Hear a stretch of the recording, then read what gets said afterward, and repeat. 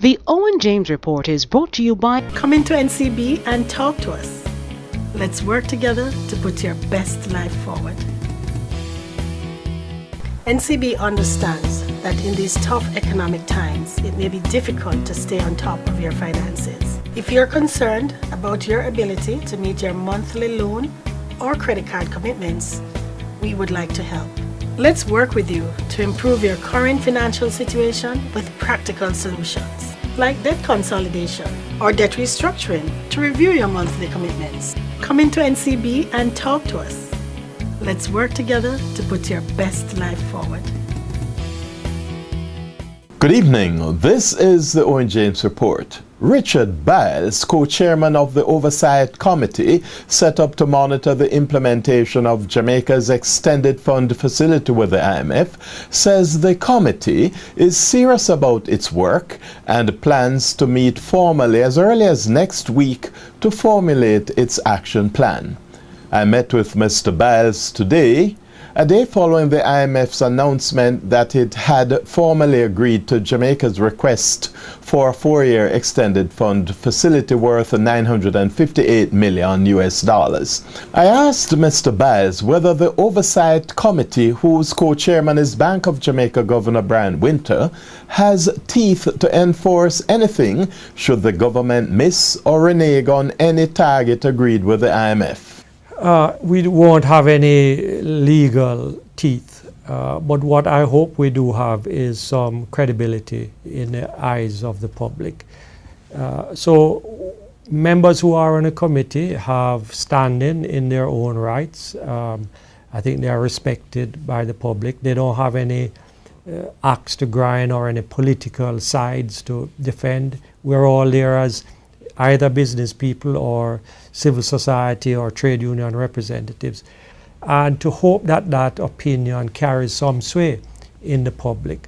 So the public will look on and say, so these independent-minded persons, all of whom are qualified, have expressed this view. I think that the public will take it more seriously than if it came from anybody else, not as independent and not as prepared to be able to see the data and analyze the data. And that data, Biles confirms, will be given to the committee in real time. Biles, a respected private sector leader who is president of Sagicor Life Jamaica and chairman of Diageo's Red Stripe, also commended Finance Minister Dr. Peter Phillips for agreeing to set up the Oversight Committee on Jamaica's IMF program. On the foreign exchange market, the Jamaican dollar continues to strengthen against the benchmark American dollar.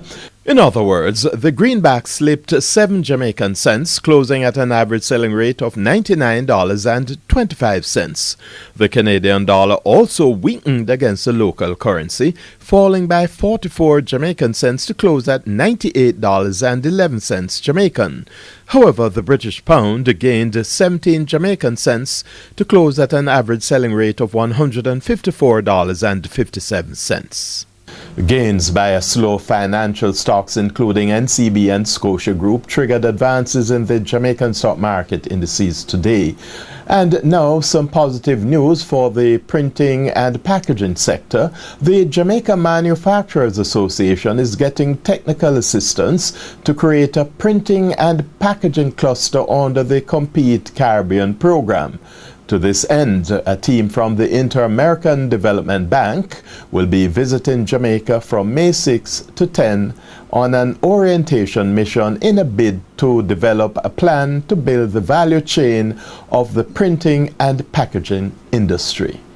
And that's the Owen James Report. Good evening. The Owen James Report was brought to you by Come into NCB and talk to us. Let's work together to put your best life forward.